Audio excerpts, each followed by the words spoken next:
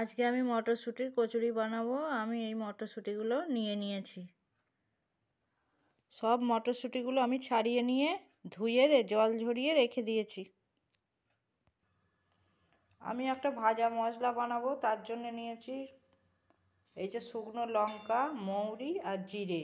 জিরেটা আর মৌরিটা সমান সমান নিয়েছি, আর শুকনো লঙ্কা আমাদের ঝাল নিজেদের পছন্দ মতো দিয়েছি, স্বাদ মতো। এবার শুকনো খোলায় আমি এগুলোকে ভালো করে ভেজে নেব।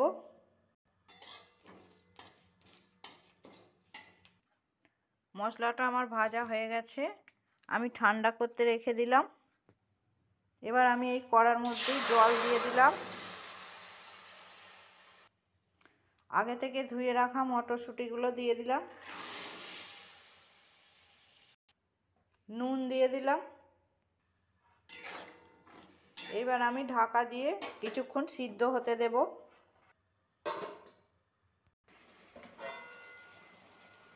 মটরশুঁটিগুলো আমার সিদ্ধ হয়ে গেছে, এবার আমি তুলে ঠান্ডা করতে দেব। মটরশুঁটিগুলো আমি নিয়ে নিয়েছি, পেস্ট বানিয়ে নেব। এবার এই মটরশুঁটির সাথে দেব আমি একটু লবণ, কাঁচা লঙ্কা, টুকরো করে রাখা আদা, 1 চামচ চিনি, আর দেব একটু জিরের গুঁড়ো। এবার একটু জল দেব, দিয়ে আমি এটাকে পেস্ট বানিয়ে নেব। এই যে পেস্টটা বানানো আমার হয়ে গেছে, ঠিক এরকম হবে। ভালো করে সুন্দর করে পেস্টটা বানাতে হবে, তা নাহলে বেলার সময় মুশকিল হবে। কড়াইতে আমি তেল দিয়ে দিয়েছি, এবার দেব হিং।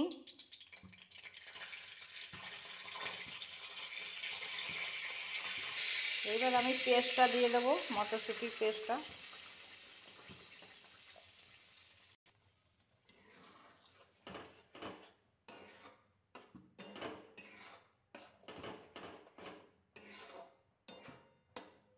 ভালো করে কষিয়ে নেব। মটরশুঁটিটা আমার কষানো হয়ে গেছে, আমি এবার নামিয়ে ঠান্ডা করে রাখবো। আমি এখানে আটা ময়দা মিশিয়ে নিয়েছি। এবার আমি এই আটার মধ্যে সেই ভেজে রাখা মশলাটা দিয়ে দেব।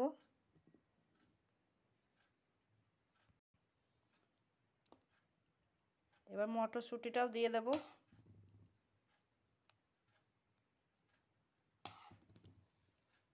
এবার আমি আটাগুলো এর সাথে মাখবো।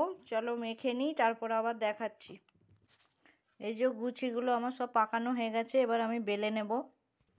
আমি সব কচুরিগুলো বেলে নিয়েছি, এবার ভেজে নেব। এই যে কড়ায় তেল বসিয়ে দিয়েছি।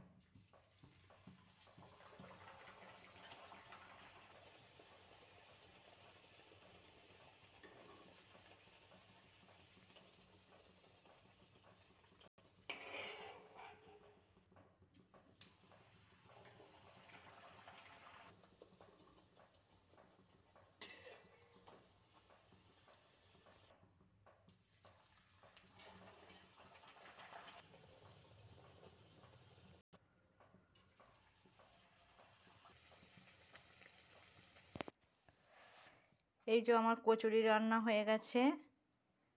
কচুরি আর একটু আলু আর মটরশুঁটি দিয়ে তরকারি করেছি, আর এই সামনেটা মটরশুঁটি কষা। আমার ছেলে ওটা ভীষণ ভালোবাসে, আমাকে বলেছিল মা একটু কষা রেখে দিও, আমি রেখে দিয়েছি।